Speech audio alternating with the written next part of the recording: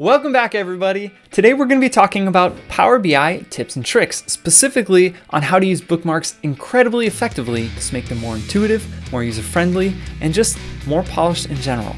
So let's jump right into it using an example dataset from San Diego Safe. So this is based on data from San Diego Open Data Portal, and if you didn't know already, there are thousands or hundreds of cities across the United States that have open data portals where you can see everything from police calls, fire calls, even to parking meters and how much they spend and exactly where each one is, all the way to every single traffic collision reported. And that's what I'm using here is the vehicle accidents or traffic collisions for San Diego over the last 5 or 6 years. I only have it filtered for 3 years, however. It's just a basic dashboard setup. You can do it however you would like, but the important part here that I want to focus on is the use of bookmarks to make it really cool. You might notice on the right of this dashboard, I actually have a pane right here called Open Here for Filters. I'm basically trying to replace this filter pane here because I have it hidden for the customer. Because if somebody hasn't used Power BI before, they don't really know how to use this filters pane. It's not intuitive, and at the same time, they can also break things that you don't intend them to break or filter things that you don't intend them to filter, and then they may forget that they have filtered something and then see some weird data. You want to make a very user-friendly, intuitive, and foolproof dashboard. So you don't want them to be able to break your dashboard or click something and then not know how to get back. Okay. So that's why we created this new filters pane, which is a lot more obvious for everybody. Open here for filters with 2 arrows. Pretty obvious call out. So now we need to set this up and we're going to use bookmarks to really make this happen. So one thing I've already done is I've already created the hidden filters pane right here. It's called group 1. It's in my selection pane, and group 1, I'll unhide that now. And it's essentially a white shape with 3 different slicers in it. Doesn't matter what slicers you put in. You can put as many as you want in this, create this shape in any way you want. It does not matter. The important part is we're going to use bookmarks to show and hide this. And it's just a simple use of bookmarks where this is one view, and I'm going to call this view where we have this filter pane open. I'm going to create a new bookmark. I'm going to take off data because in general for bookmarks, you can use bookmarks for data state or visualization state. I don't like using data state because then you can't use slicers on top of that. But for now, we're going to uncheck data in this bookmark. And we're going to call this summary because that's the tab I'm on. And I'm going to say filters open because this view that I'm saving right now is for the open filter pane. I'm going to hide this again. And I'm going to create a new bookmark, take off data, and summary filters closed. Because this view is with the filter pane closed. And so filter pane open, filter pane closed. And so all I need to do now that I've created the bookmarks, is assign these buttons. They could be shapes, they could be buttons. You can assign an action to a lot of different things within Power BI. But these are just simple buttons. And I'm going to go and assign an action. I'm going to on bookmark, what bookmark? Summary filters open, because when a user clicks the arrow, I want them to see the filters pane that we have created. I assign it to both arrows. I did 2 arrows because it's more aesthetically pleasing, right? And you click the arrow and it opens up the bookmark. And likewise, for this close arrow, you just assign the other bookmark, summary filters closed. So now you can just click the arrows and open and close your filters pane. So the user, it's a lot more intuitive for the user than this built-in filters function. And you can control which slicers they actually have access to. So that's pretty cool. But one thing I noticed is we talk about making this user intuitive. Well, if you've ever done anything in Power BI or Excel or any kind of visualization and given it to somebody else, you realize that people are less intuitive than you would think. Or you need to give people less credit than they deserve sometimes. Okay, it's a little mean to say, but it's the truth of the matter. So for example, I made this filters pane and there were a couple people that could open it because it said click here for filters, but did not know how to close this filters pane. Somehow they did not see this arrow to close it, which is fine. I thought it was intuitive. Apparently it's not. I accepted that feedback and found out a way how to get around that. So this is another clever use of bookmarks you can use for a lot of different applications. Another intuitive way of closing this is if I click anywhere outside of this filters pane, I want this filters pane to close.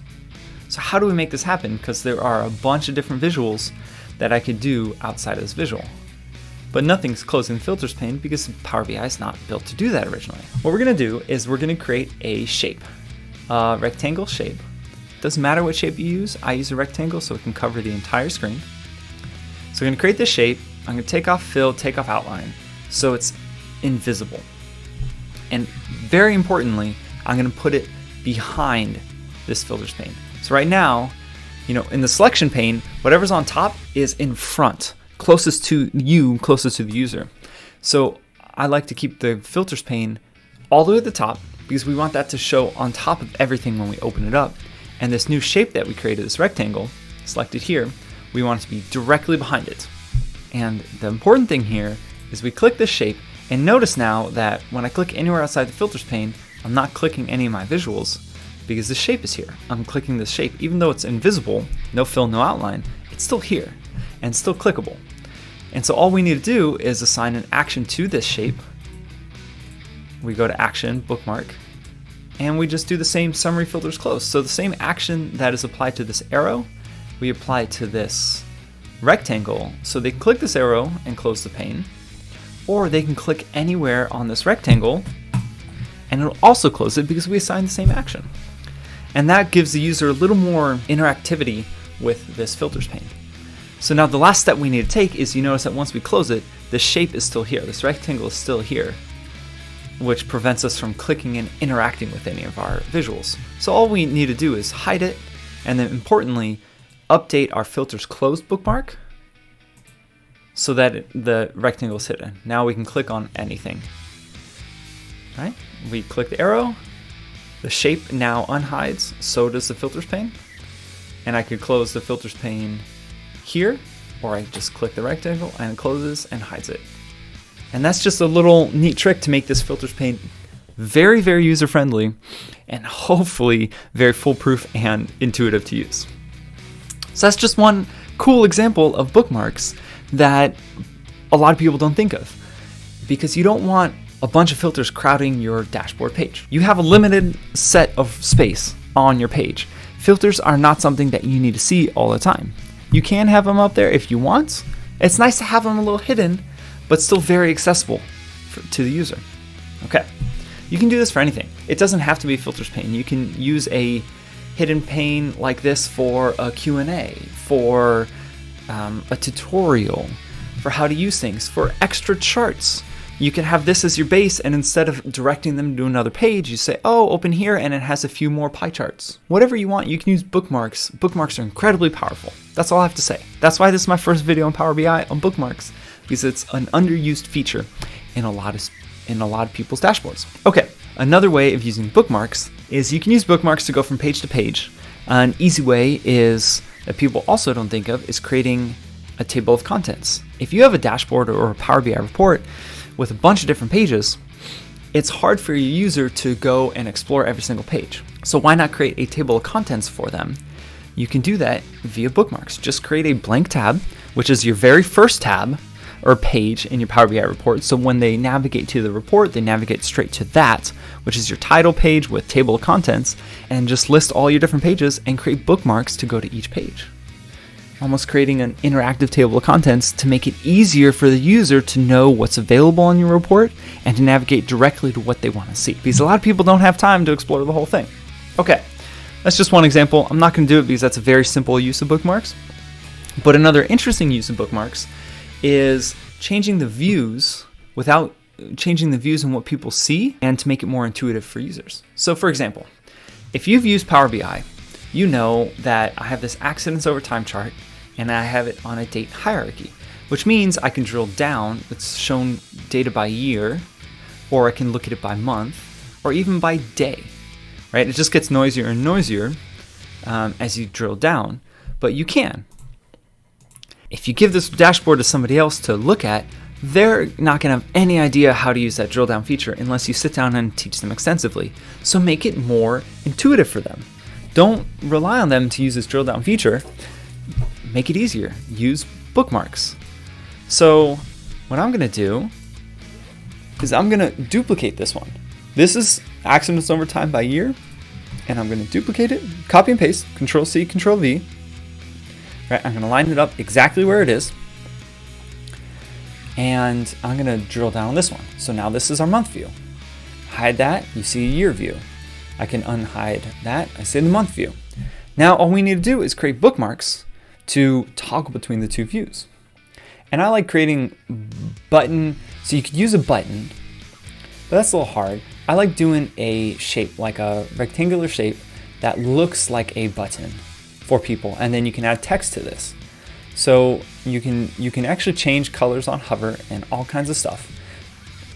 But we're not going to get into that. All you need to do is, I like to maybe the interior fill a little bit lighter than the outline, and the outline a little heavier weight, and then add text to the button and say view by year. Make this a little easier to read for people. So here's a button, view by year, and I'll create another button, just copy and paste, change the text and say view by month. And so now you have two buttons on your visual, and now we're just going to assign one, we're going to create bookmarks to toggle between the year visual and the month visual. Remember, we have duplicates. We just duplicated our visual and pre-drilled down or drilled up to what we want to see. So right now, this is a view by month. And so we're going to create a bookmark, and because we have the accidents over time for the year hidden, we're going to call this summary view by month. And I'm going to uncheck data unless you really, really need it. So view by month, and then I'm going to unhide that, unhide the year, hide the month, create a new bookmark, uncheck data, summary view by year. All I need to do, see, I can hit view by month, view by year, and it toggles between the two. And now all we need to do is assign these bookmarks to the buttons that we created. So action bookmark, I'm on the view by month one, so I wanted to go to my view by month bookmark. Likewise for the view by year, action bookmark, view by year. So that way when I click this, view by month, it's already selected, view by year, view by month. This is a lot easier. It's more work for you on the, initially, but it's a lot more intuitive for a user that doesn't really understand Power BI and its features like the drill down feature. And there you have it. I hope you learned today that bookmarks can be incredibly powerful with Power BI. I hope you learned something. If you liked it, please subscribe, like, drop a comment down below. Let me know what you think. Let me know if there's anything I missed or good examples for bookmarks that I may have missed. My name is Fletcher Hartshorn. I'm trying to grow my Hartshorn Consulting business. So if you need a full stack business developer, please look in my description. You'll see that I have a website. Drop me a note there and we'll start talking. Otherwise, stay tuned for more Power BI videos and everything else full stack business analytics coming your way. Until next time, goodbye.